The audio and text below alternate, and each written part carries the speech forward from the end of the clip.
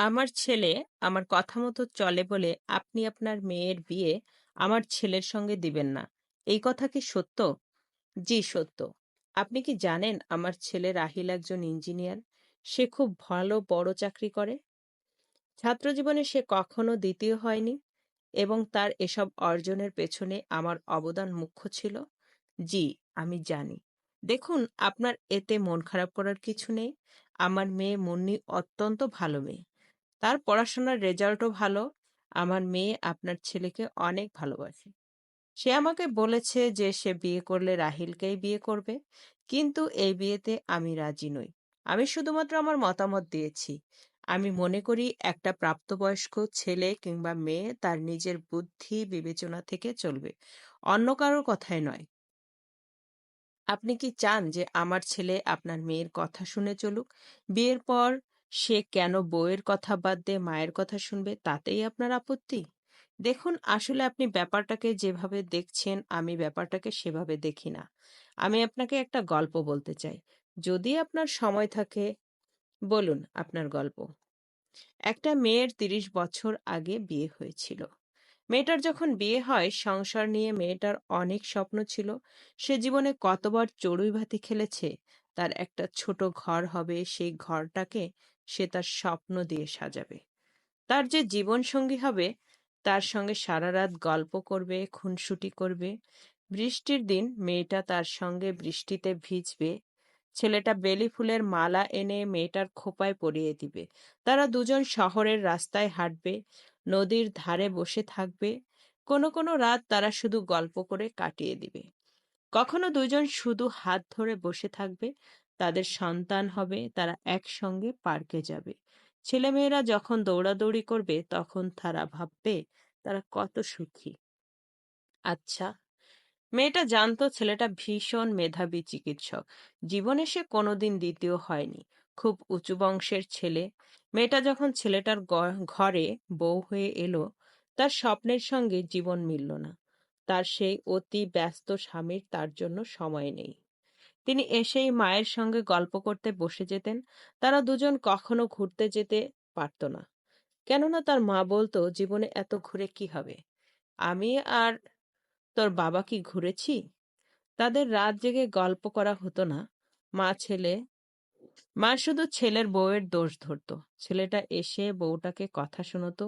অভিযোগের পর অভিযোগের পাহাড় জমতে থাকলো। মেয়েটা তার সব স্বপ্ন বাদ দিয়ে দিল। তার পূর্ণিমা দেখার স্বপ্ন, বেলি ফুলের স্বপ্ন, এমনকি নিজের বাসায় নিজের বাবা মাকে দাওয়াত দিয়ে খাওয়ানোর স্বপ্ন। ছেলেটা সমাজের চোখে খুব আদর্শ ছেলে, মায়ের কথা শোনা ছেলে। সে যে শুধু মায়ের কথা শুনতো তাই নয়, তার বোনের কথাও শুনতো।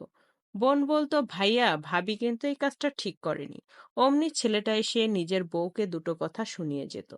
মেয়েটার সন্তানেরা কি করবে, কোথায় ভর্তি হবে, কোন টিচারের কাছে পড়বে, সবকিছু ঠিক করে দিত মা বোন।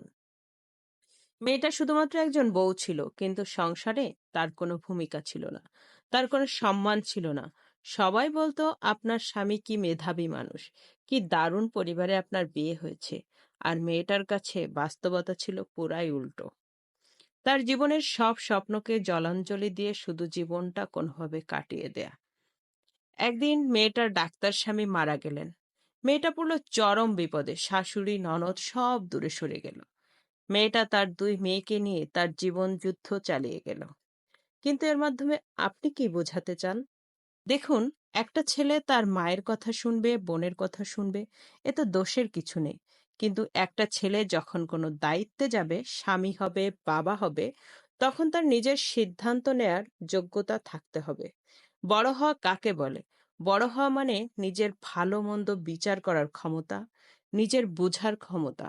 সে যদি সাবালক হওয়ার পরও তার নিজের বিচার বুদ্ধি জ্ঞান প্রজ্ঞা না থাকে, সে যদি অন্যের কথা শুনে প্রভাবিত হয়, অন্যের উপর নির্ভরশীল হয়, তবে সে যতই মেধাবী হোক না কেন, কাউকে সুখী করা তার পক্ষে সম্ভব নয়।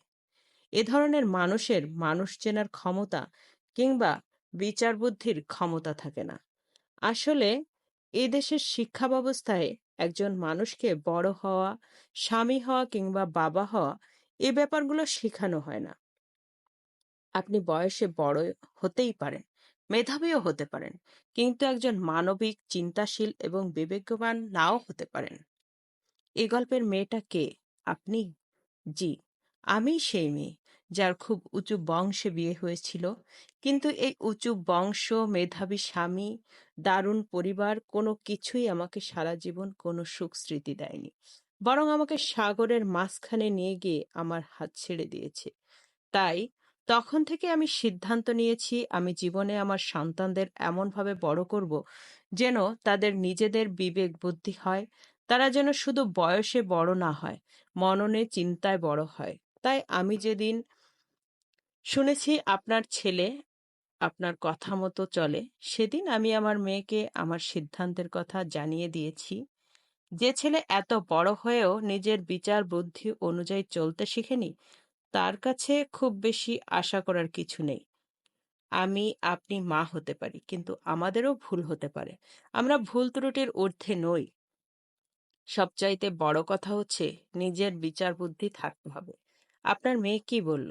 সে বলল সে আপনার ছেলেকেই বিয়ে করবে, কেননা আপনার ছেলে তাকে বলেছে সে পরিবর্তিত হবে। তাহলে আর সমস্যা কি? পরিবর্তন কি এত সহজ? এতে সাধনার দরকার হয়, জীবনবোধ উপলব্ধির দরকার হয়। এটা অর্জন মানুষ সারা জীবনে পারে না। সে কিভাবে কয়দিনে পারবে? তাহলে আপনি আপনার মেয়েকে কি শেখালেন? ওই যে তাকে সিদ্ধান্ত নিতে শিখিয়েছি। আমার কথায় সে প্রভাবিত হয়নি। সে নিজেই তার নিজের সিদ্ধান্ত নিয়েছে। আমি তাকে তাই বলেছি, তোমার যেটা ভালো লাগে তুমি তাই করবে। আমি শুধুমাত্র আমার ওপিনিয়ন দিয়েছি। জি, আপনার মেয়ে তার সিদ্ধান্ত আমার ছেলেকে জানিয়ে দিয়েছে। এই বিয়েতে সে রাজি নয়। তাই আমি কৌতূহলবশত জানতে আসলাম, এত পরিবার আমার ছেলের পেছনে লাইন ধরে দাঁড়িয়ে আছে। আপনারা এমন কোন পাগল? জি, আমরা আসলেই পাগল। মাথায় সমস্যা আছে। তবে এইভাবেই আমাদের ভাবতে ভালো লাগে।